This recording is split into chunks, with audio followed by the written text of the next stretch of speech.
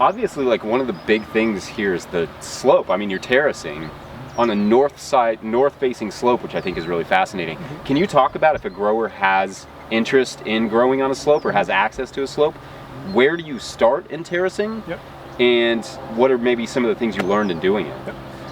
Yeah, so when we came in and started to terrace this, one thing that we knew is that we were going to start at the top and then work your soil down the hill.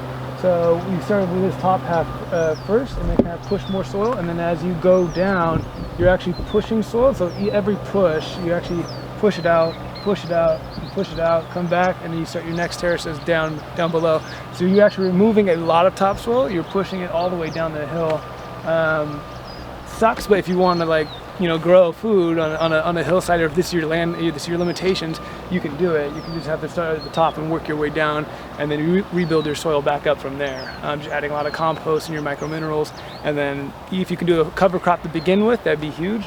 We weren't able to do that because we were strapped for cash, so we went straight in with a cash crop, and then kind of suffer the consequences of it not being as successful, and you almost using that as a first go around of cover crop from there. And did you all do your terracing yourself, or did you hire it out? Okay. Yeah, so we did all the terracing we did ourselves. My father comes from a background of like growing up doing tractors and things like that, where he was able to understand how to use bulldozers, come through and really move. He was like doing earth moving his whole life. Right. So he was able to come through and just kind of terrace it in. I mean, there has to have some knowledge in that background. I wouldn't recommend going out with no background and kind of being on I mean, he's angled downhill, but the back end is on a flat. So it's like as he's going, he's kind of comes in hairy, and then you kind of start to flatten yourself out, and it becomes good. But it's a little dangerous. Right. So if you know what you're doing, you can do it. I was just thinking, like, maybe instead of just hiring any old bulldozer, like going through your local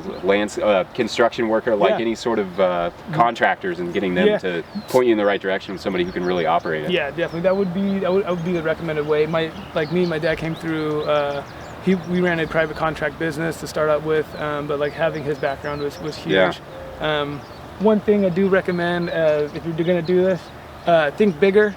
We started out so small, and then we can see as we get down to the plots get bigger, the plateaus get bigger, and that was just like, oh man, I should have started with that first, was go bigger, and then you kind of figure out the small stuff in between. So initially it was terraced like one bed per level? Yeah, like right here was like I said, we started this garden almost second to that one, and I was like, yeah, we'll just cut in a few little beds, and then I was like, we should have just done it bigger to begin with and have bigger plateaus instead of a bunch of smaller ones. This works. It's such a steeper area, but if you can go to the bigger 30 by 100 foot and get your full 16-foot beds or 16 beds on there, I'd recommend that overall.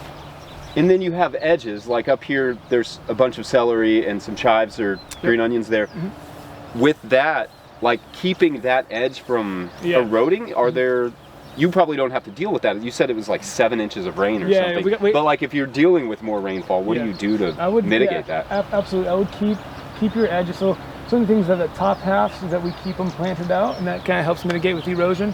The terraces themselves help a lot with erosion. The fact that the water's being slowed, so there's not much of there's not much area or space to get it water moving quickly. Right. The terraces kind of help slow that water down. You can see in some of our pathways with the more straight shots, that's when the water starts to really move the earth.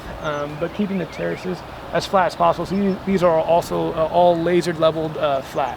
And so these kind of really retain our water, and being that we're in a dry climate, it helps out a lot with that as well. And then the other thing about your property is that it's on a north-facing slope. Yep. Can you just talk a little bit, I know maybe you mentioned that a little bit with Josh, but just a little bit about how, some of the things you've learned about growing on a north-facing slope? So we can, essentially, like the fact that this is the land I had, this is what I was gonna, like I said, I grew up here, this is what I was stuck with. I wasn't gonna move to start a farm. And so knowing that it's north facing wasn't going to be, the most, everyone says don't go on a north face. And so I had this huge worry that it was going to be a big issue. But being in Southern California, we get enough light where we went year round. My second season the first season I just didn't know enough about growing. But my second season I was able to go year round, no problem. Some of the limitations, what happens is that once we get into October, I start to seed like I'm 8 to 9 hours north. I just start to really tighten that up because we do get that where it drops down. to a point where some of the plots are getting roughly around to just under 8 hours of light during winter, but we keep our seating tight and farm it like I am further north. You just have to be kind of a little bit more, you just have to think about it a bit more, not just like, oh, continue seeding like you would be during summer in Southern California. You tighten that up to like 3-day spacings and things like that. Yeah, that's super cool. Yeah. Okay, yeah, it's super interesting. That took a lot of learning and knowing that, like I said, my first season, I knew I wasn't going to make it through the winter, and I did a lot of learning. I bought Elliot Coleman's book, Winter Growing, and I saw his charts on there, and when it talks about his winter growing and how tight he has to plant those. And so I was like, immediately like, that's exactly what we have, because I don't have that full 10 hours of sunlight that everyone else is getting on the south side. I'm only getting like 6 to 7 or 8 hours in certain areas. Suddenly you go from zone 10 to zone 3 or something. Yeah, but we still have the heat unit, so that's what's huge, is we still have the heat, but we just don't have that sunlight. And so it's like it's this huge, like, I don't know. But yeah, I just figured, knowing that we could tighten up our seating, it works out quite well. And then we have this huge click over, so we're like a northeast facing. So once we hit like February 20th or like the 25th, the sun stays almost so far upright that we go from like 9 hours, it jumps us almost up to immediately to almost like 10 and a half to 11. It's huge, and like you see the plants just kind of like, boop, there we go, and it's like this little kickoff. Talk about setting these up in terms of like, where do you put the footpaths? Like here we are in this terraced plot, and it seems like the footpaths are down. So how did you set that up, and then talk a little bit about adding the amendments? So one of the reasons why we put the footpath on the downhill side was that knowing that if you put the bed on this side, you'd constantly have that fall off. It'd be falling down into the next footpath, and you'd always be shoveling it back uphill. And then as we come through with a bed flip, you would literally be having work on the downhill side, and like I said, it would constantly just be pushing it downhill. So we moved to putting it, well, didn't move to, but it was just on the inside, and that way you can always straddle your bed still, so you're still able to put your both feet covering that 30-inch wide bed, and then but still able to stand back and not have to be on the bed. If this was on the outside, you couldn't do that straddle. Also, I'm thinking about if you're bringing in wheelbarrows and dumping material, there was no way you'd be able to do it the other way around. Exactly. It would just fall off the edge. The wheelbarrow thing is still kind of, that's one of the trickier. We kind of try to cut in as many little paths coming in, because it does get really steep. You can kind of see the steepness of the slope right there, how it kind of comes down pretty quick. Going around that with a full wheelbarrow, it gets pretty heavy and goes, it's a little too quick. But yeah, getting amendments down, it was huge getting rid of, like I said, any type of tiller or machinery coming in here. That was just going to be out of the question as soon as possible. So like I said, once we got that tilter, it really changed how we did and how we felt at the end of the day too, because we weren't dragging around a huge tiller, trying to get in here just for a bed flip. And so like I said, it was always going to move towards that no tractor, no till type of farm, or minimal till type of farm. So it seems like some of the beds have barriers and some of them don't. Do you want to talk about why these have physical barriers? So as we came down, we got to these bottom two, I was always trying to get every square foot we could. And so having these two beds right here, it was such a steep drop off and such a steep slope at this point where we came down with the tractor and pushed all the dirt to a majority fluff. And so I had to come through and put in these physical barriers to kind of just add these last two beds. Going ahead, we will, with every terrace, we'll be putting in a Cinderblock Pathway, and what that's going to do is that's going to really retain any type of soil erosion on this hillside, kind of pretty much making these things truly permanent. And like going to like the permanent bed system, once I found Fortier with permanent bed system, that's pretty much where my farm went to almost immediately. Was like, I knew I wanted to start a farm, and I didn't know how I was going to do it on such a steep slope, so I I searched permanent bed systems, and Fortier was the first thing that popped up. Yeah. And then it was his Cuban, or the permanent beds. Right, with the cement. What are they? I forget what they call those. But organic planicos. Or something yeah. And I saw that, and I was like, oh, I'm gonna do that. And then I was like, nah, it's too much. So then it bounced back just to the permanent beds with less work, just kind of keeping the string lines in them and things like that. But yeah, so this will eventually be all cinder blocks going all the way up, kind of holding our pathways in. You taught, like, we were just looking at those single bed terraces. This is like a much bigger plot. Do you want to talk about this, and is this your preference? Yeah, so if I had, if I were to start a new farm from here, this is actually would be the size I would go with. I would go with a 8-bed wide plot, which 30 by 100 foot long these are the size of the plots I would go with. You can kind of see as we look down there, that's the size. We started to think bigger, and we started to go with, okay, instead of going with the smaller terraces, we started to jump up to just get a bulldozer in here and make it bigger, and that's just going to be easier on us. Instead of having to bounce around small terraces, we're going to be able to work on one big flat one and kind of just really utilize the land for the best that it was. And then as you look down there, it gets, like I said, we go back to the smaller ones in between, and then once we get to like a bigger area, that's when we were able to like flatten it out again. Yeah.